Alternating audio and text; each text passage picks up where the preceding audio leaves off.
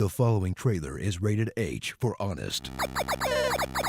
A long time ago, in a console generation far, far away, one company would mix classic role-playing game combat with Star Wars and find out it's actually pretty good.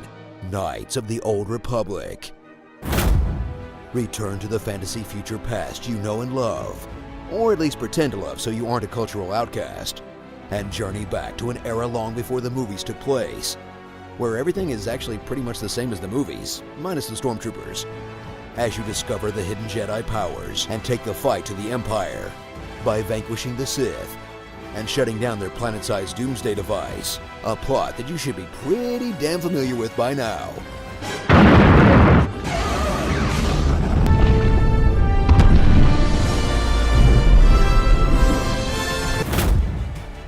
Journey across the galaxy and experience locations only hinted at in the film, like the Sith home planet Korriban, the Wookiee forests of Kashyyyk, and the laziest possible name for a Star Wars planet, Dantooine. Then gather your party before venturing forth as you join up with grizzled mercenaries, Han Solo types, token aliens, nice droids, and droids that would like nothing better than to murder you, all of whom you'll leave in your spaceship forever while you run around with a full party of Jedi. Choose a class archetype and distribute your stats, perks, and skill points as you dig through KotOR's complicated RPG systems that will have you choosing weapon proficiencies, using skill checks to pick locks and disarm traps, and cycling through 3 or 4 different attack animations in real-time turn-based combat that you can pause to issue commands. Hey, wait a second. They tricked us into playing a Dungeons & Dragons game, didn't they? Come on, BioWare, I'm not some fantasy nerd. I just happen to like the sci-fi franchise about the peasant boy who saves the princess from the evil wizard. Discover KotOR's awkward morality system, where every choice has a consequence.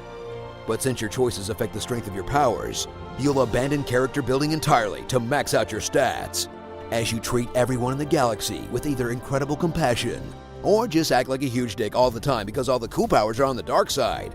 The only thing missing is that Mass Effect button that lets you punch women for asking questions. I've had enough of your disingenuous assertions.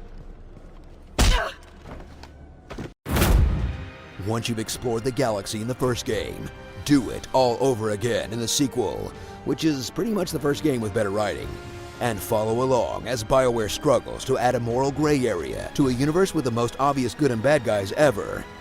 Then, if you just can't get enough KotOR, jump into the MMO, where you can grind your Jedi for eternity, and experience the ambition as it tries to deliver a meaningful story experience in an online game, and briefly distracts you from the fact that you're playing an MMO. Ugh.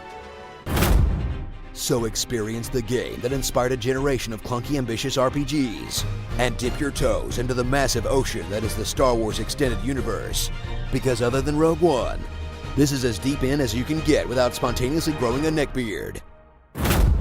Starring Ron Perlman, Bland Solo, Bichtila, Twi'lek, Shag Carpets, just R2-D2, Morgan Freeman, Murderbot 5000, might as well just kill her, Cray Cray, Bao Derb, Frozen, Good Boy Points, Daredevil, Beyond Good and Evil, Mrs. Punchy Fist, Darth Skin Condition, The Mask, and Baron Underbite, nerds of the old Xbox.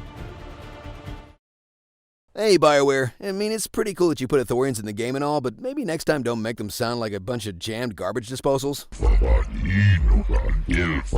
Thanks. Love ya. Mean it. Be sure to subscribe for more honest game trailers, and tell me what you'd like to hear me say in my awesome voice. Yaoi is the new hentai. I have more candy in the back of my gray windowless van. It tastes like nothing. Ranger, are you working? You are working hard. If that wicker chair I like survives the slaughter, have it sent to my P.O. box.